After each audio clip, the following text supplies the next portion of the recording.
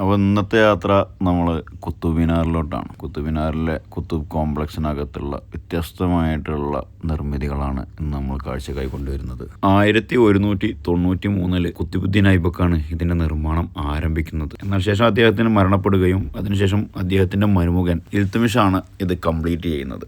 കുത്തുബ് കോംപ്ലക്സിനകത്ത് 72.5 metre ഉയരത്തിലുള്ള കുത്തബ് മിനാർ മാത്രമല്ല, പള്ളി, മദ്രസ, കബറിടം തുടങ്ങി വ്യത്യസ്തമായ മനോഹര നിർമ്മിതികൾ അതിനകത്തുണ്ട്. യുനെസ്കോൻ്റെ ഹെറിറ്റേജ് ലിസ്റ്റിലുള്ള ഈ നിർമ്മിതി മെയിൻറ്റെയിൻ ചെയ്തു പോകുന്നത് ഇന്ത്യൻ ആർക്കിയോളജിക്കൽ ഡിപ്പാർട്ട്മെൻ്റ് ആണ്. എല്ലാ ദിവസവും അത്യാവശ്യം തിരക്കുള്ളത് കൊണ്ട് തന്നെ ഞാൻ എപ്പോഴും സജസ്റ്റ് ചെയ്യുന്നത് നിങ്ങൾ രാവിലെ അവിടെ വിസിറ്റ് ചെയ്യാമെന്നാണ്. രാവിലെ വിസിറ്റ് ചെയ്യുമ്പോൾ ഒരു വൈബ് എൻ്റയർലി ഡിഫറെൻ്റ് ആണ്. 1920 പൂർത്തീകരിച്ച ഈ മിനാറിൻ്റെ വാതിൽ കഅബയിലോട്ട് തിരിഞ്ഞാണ് നിൽക്കുന്നത്. ആ കാലഘട്ടത്തിൽ അവിടെ നിന്നാണ് ബാങ്ക് വിളിച്ചിരുന്നതെന്നും ചരിത്രം പറയുന്നു. റെഡ് ആൻഡ് ഗ്രേ സാൻഡ്സ്റ്റോണിൽ നിർമ്മിച്ച ഈ നിർമ്മിതിയിൽ ഖുർആന്റെ ആയത്തുകൾ നിങ്ങൾക്ക് കാണാൻ വേണ്ടി സാധിക്കും. ഇതിനകത്തുള്ള ഖുവ്വത്തുൽ ഇസ്ലാം മസ്ജിദ് ഉണ്ട്. അത് പ്രത്യേകം ശ്രദ്ധിക്കേണ്ട ഒന്ന് തന്നെയാണ്.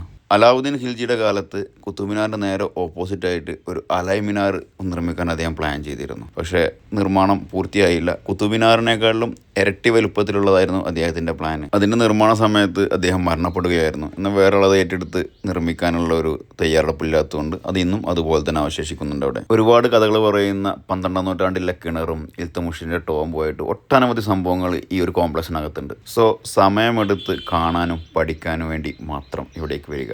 ഡൽഹി യാത്ര തുടരുന്നു. മറ്റൊരു യാത്രയിൽ കാണുമെന്ന പ്രതീക്ഷയോടെ.